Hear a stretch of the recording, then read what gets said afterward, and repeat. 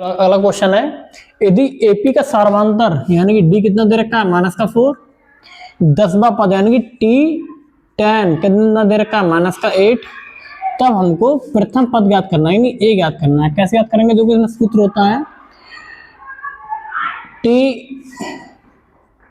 T N बराबर A plus N minus 1 into D. ठीक, N की जगह पर 10 तो A plus 10 minus 1 into D equal to -8, A plus 9 into D का मान कितना है -4 equal to -8, A plus minus minus 9 चौक 36 बराबर -6, ए बराबर -8 -36 उधर पहुंच जाएंगे प्लस का 36, तो ए बराबर कितना हो जाएगा?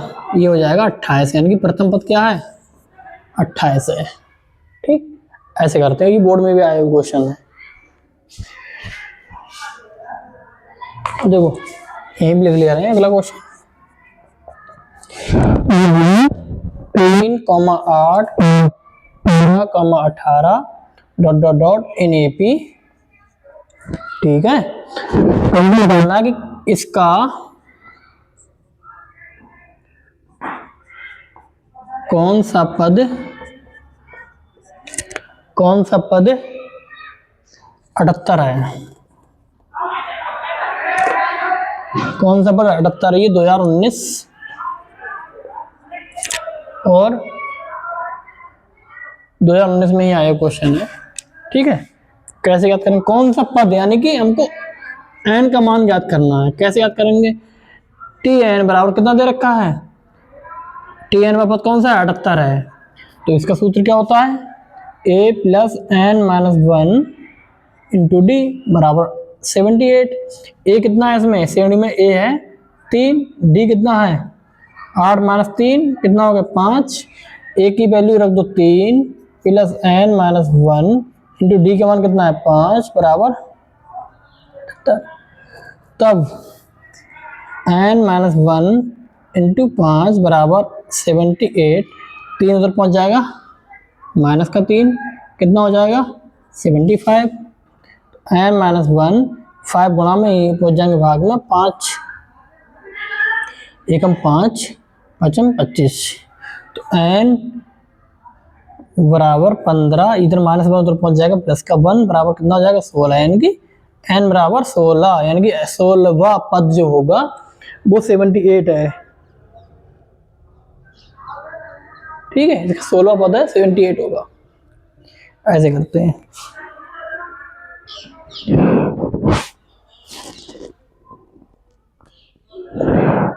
देखो छठा क्वेश्चन, अगला क्वेश्चन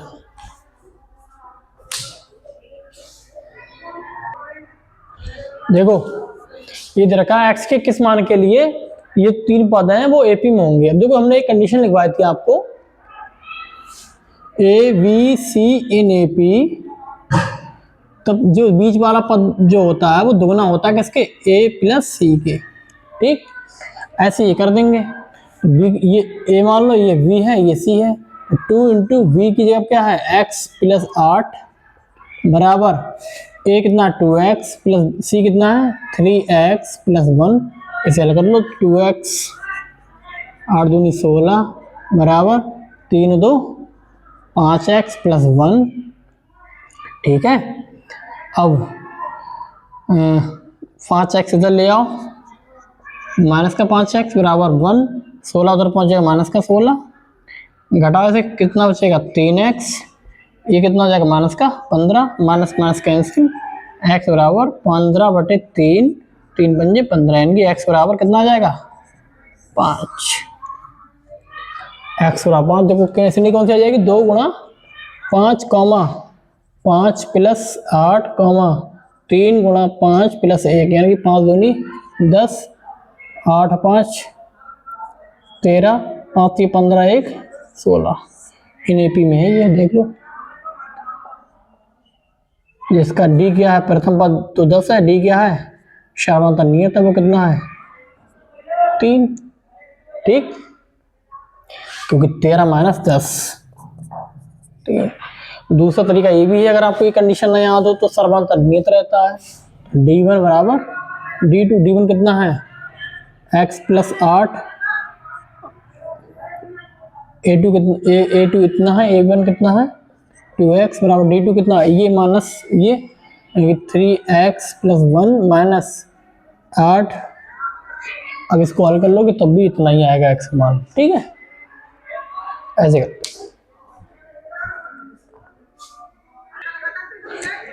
देखिए अगला क्वेश्चन है, यदि किसी एपी के प्रथम n पदों का योगफल इतना है तो इसका प्रथम पद क्या होगा, इसके दो पदों का योगफल क्या होगा, इसका दूसरा पद क्या है। यदि इसी प्रकार 10वें, तीसरे 10वें व nवें पदों पद ज्ञात करो। कैसे ज्ञात करेंगे, देखो n पदों का योगफल यानी कि एस n कितना है 4n minus n square. Important question आ सकता है, अभी तक ऐसा क्वेश्चन आया नहीं तो आ सकता है। देखो अब प्रथम पद यानी कि S1, तो n की जगह 1 रख देंगे हम, कितना आ जाएगा, क्या आ जाएगा, प्रथम पद है ना तो इसे a बराबर भी ले सकते हैं, कितना आ जाएगा 4 इंटू 1 माइनस 1 का स्क्वायर इक्वल टू 4, 3, यानी प्रथम पद कितना आ गया 3 आ गया।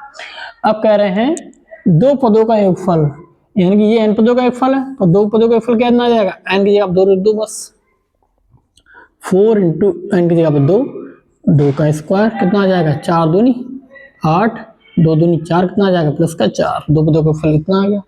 अब कह रहे हैं दूसरा पद क्या होगा, यानी कि T2 क्या होगा, यानी कि a plus 2 minus 1 into D, क्यों सूत्र होता है ना a plus n minus 1 into T, तो n की जगह पर 2 तो a प्लस डी। ठीक, अब सार्वंतर कैसे निकालेंगे हम भाई, सार्वंतर हम यहां से निकाल सकते हैं। कैसे, देखो दो पदों का योगफल कितना है 4, तो दो पदों का इनका सूत्र क्या हो जाएगा, सूत्र होता है Sn बराबर n/2 into 2a plus n minus 1 into D. n की जगह पे 2 है, 2/2 इंटू 2 गुणा a का मान कितना प्रथम पद 3 है, प्लस 2 माइनस 1 इंटू डी बराबर 4, 2 एकम 2, 3 दूनी 6 इंटू डी बराबर 4, डी का मान कितना आ जाएगा 4, 6 इधर पहुंच जाएंगे माइनस का 6 बराबर माइनस का 2, यानी डी बराबर माइनस का 2 आ गया।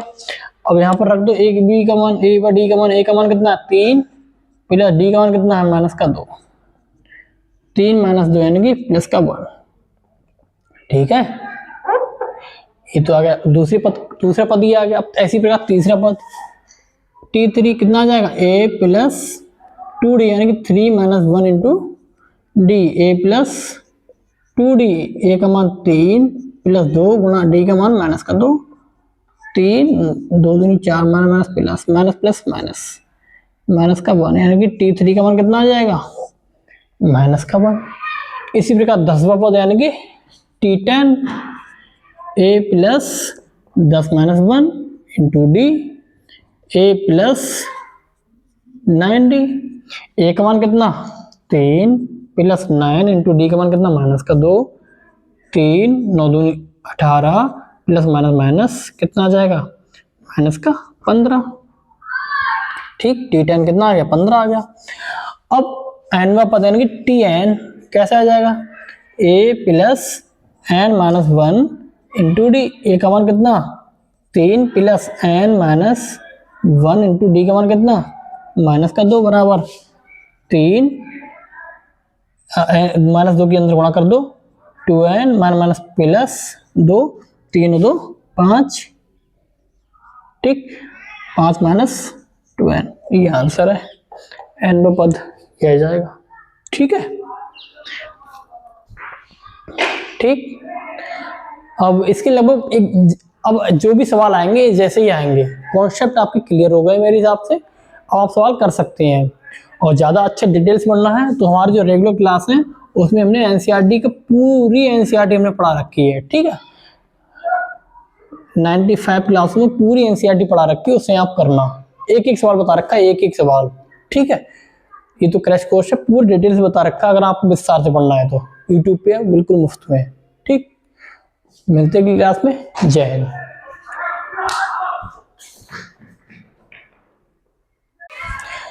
चैन बच्चों, कैसे हैं आप? उम्मीद है आप लोग अच्छे होंगे और अच्छे से पढ़ रहे होंगे। आज हम रिवीजन क्लास में समांतर श्रेणी बताएंगे। एक क्लास में पूरा चैप्टर बता देंगे। इससे क्या होगा ना, कुछ छात्रों को जो कॉन्सेप्ट क्लियर नहीं है वो एक क्लास में कॉन्सेप्ट क्लियर हो जाएंगे, जिससे कि भी आगे सवाल कर सकते हैं पेपरों में। ठीक है, एग्जाम का समय नजदीक आ रहा है। देखो समांतर श्रेणी होती क्या है। पहले तो समांतर श्रेणी देखो व्यापक रूप। समांतर श्रेणी का व्यापक रूप क्या होता है? देखो सबसे पहले प्रथम पद ए प्लस डी, ए प्लस 2d, ए प्लस 3d। देखो यहाँ देखने पड़ा ए प्लस, ये क्या है, A plus 0 × d, A plus 1d, यानी कि पहला पद है। पहला पद अगर हम इसको पहला पद है ना तो 0 × d, दूसरा पद 1 × d, मतलब पहले पद जो होता है वो जो संख्या d के गुणांक में होती है वो इसके पहले पद से एक कम होती है। ठीक, एक कम होती है, यानी कि जो लास्ट में पद आएगा ना, जैसे a प्लस एन पद है ना तो n - 1 × d, क्योंकि एक कम हो रहा है ना, हर पद में एक कम हो रहा है। पहला पद है तो 0 × d। ठीक है, जैसे n - 1, यानी कि पहला पद क्या है, पहला 1 - 1 × d, ये क्या है 2 - 1 × d, ये क्या है 3 - 1 × d। ठीक है, ऐसे लिखा हुआ है। यह है व्यापक रूप समांतर श्रेणी का। ठीक है, अब इसके 2-3 फार्मूले होते हैं, वो एकदम से आप याद कर लेंगे, रट लेंगे, आपको याद भी हो गए होंगे। देखो इसके प्रथम पद क्या होता है, प्रथम पद ए होता है। सार्वधातुक को क्या कहते हैं, डी कहते हैं। वो क्या होता है, दूसरे पद में से पहला पद घटाते हैं, मतलब ए प्लस डी माइनस ए, माइनस कैंसिल क्या हो जाएगा डी। ठीक है, अगर इसे कैपिटल डी माने तो सर्वांतर। ठीक, ऐसे सर्वांतर निकालते हैं। अब क्या होगा, समांतर श्रेणी का एनवां पद, समांतर श्रेणी का एनवां पद, ये क्या है एनएपी। ठीक है, समांतर श्रेणी का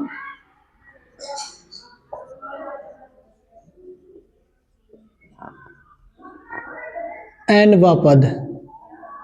ठीक, इसका सूत्र क्या होता है, Tn = a plus n - 1 × d।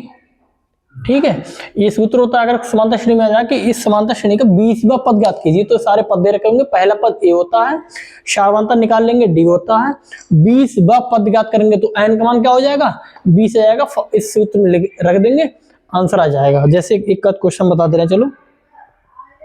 जैसे एक एपी दे रखी है, एग्जाम्पल के तौर पर एक एपी दे रखी है 10, 7, 4, इसका 30वां पद ज्ञात करो। ठीक है, ये हमारे ईपी बोर्ड में 2024 में आया हुआ क्वेश्चन है। ठीक, कैसे ज्ञात करेंगे, हमने क्या बताया, पहला पद क्या है 10, यानी कि a बराबर कितना है 10। ठीक, सार्वधातुक यानी डी क्या होता है, दूसरे पद में से पहला पद घटा देते हैं ना, 7 - 10 बराबर कितना आ गया -3, डी 3 आ गया। अब हमको 20वां पद ज्ञात करना है, तो n का मान कितना है 20। हमें सूत्र पता है nवें पद का, Tn बराबर a प्लस n - 1 × d।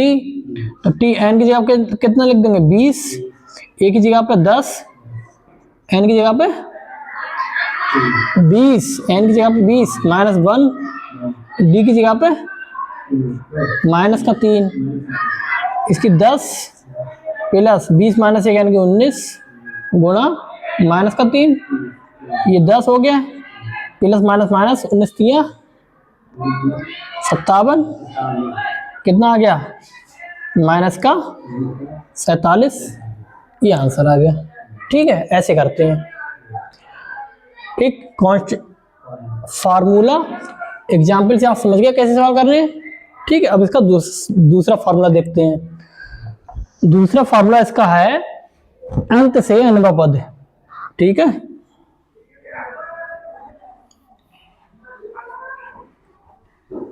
अंत से nवां पद। ये तो प्रारंभ से था। अब अंत से n पद, अंत से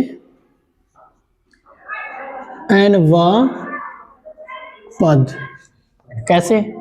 अंत से n पद का सूत्र क्या होता है? इसका सूत्र होता है Tn बराबर L minus n minus 1 into D. ठीक है, जहां पर ये क्या है, ये होता है अंतिम पद। बाकी तो आपको पता ही है, पदों की संख्या। ये क्या होती है? पदों की संख्या, पदों की संख्या। और ये सर्वांतर आपको पता ही है, सर्वांतर। ठीक है, अब इसका भी एक एग्जाम्पल कर लें। इसका एग्जाम्पल कर लें। देखो अनसोल्ड में बता रहा हूं मैं, अनसोल्ड में एक क्वेश्चन मैंने कर रखा है इसका।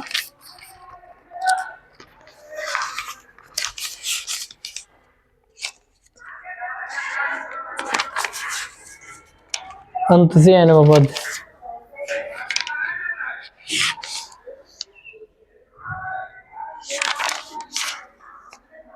ये क्वेश्चन बता रखा है मैंने अनसोल्ड में।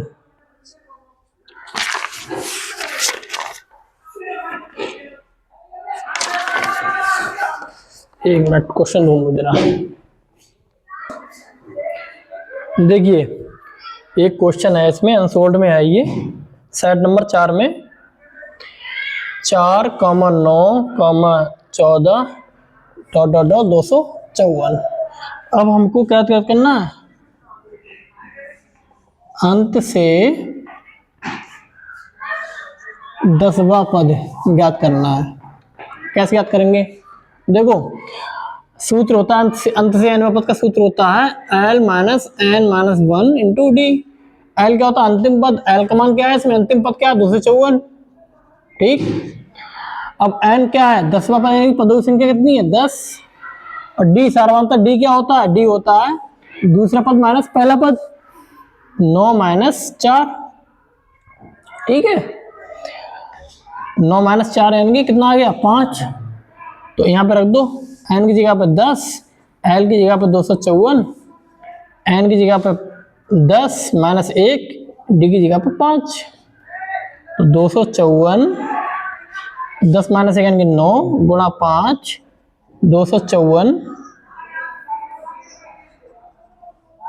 माइनस 9 बन जाए 45। ठीक, 14 में से 9 गए, 14 में से 5 गए 9, यहाँ 4 में से 4 गए 0, यहाँ बचे 2, कितना आ गया? 209। आंसर 209।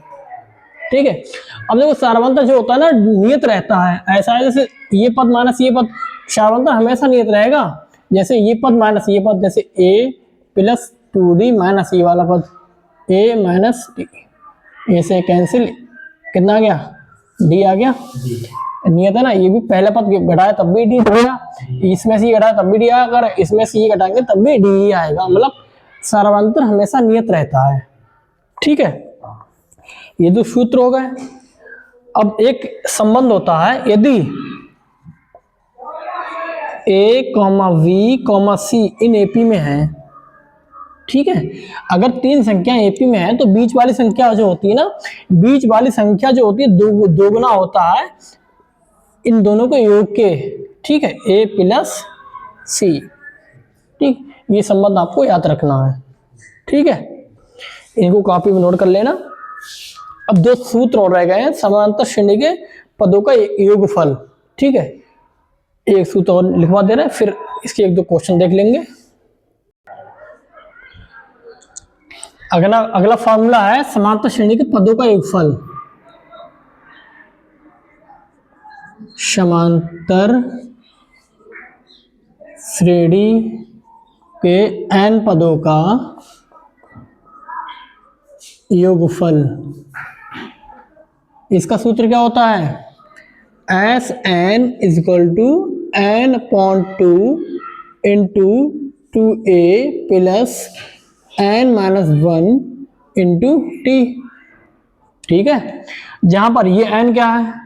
n है पदों की संख्या। ठीक, n है पदों की संख्या। a क्या है? प्रथम पद। ठीक। डी क्या है? सार्वधातुक।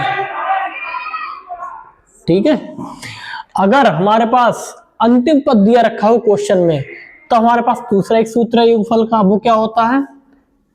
एस एन बराबर एन अपॉन 2 इंटू ए प्लस एल, जहां पर ए क्या है? प्रथम पद, ये क्या है? अंतिम पद। ठीक है। अगर अंतिम पद क्वेश्चन में दिया रखा हो तब ये सूत्र लगाएंगे, नहीं दिया रखा हो तो ये तो व्यापक रूप है, ये तो सब में काम आ जाएगा। ठीक है। अब एग्जाम्पल करके देख लेते हैं, इसका एग्जाम्पल करके देख लेते हैं।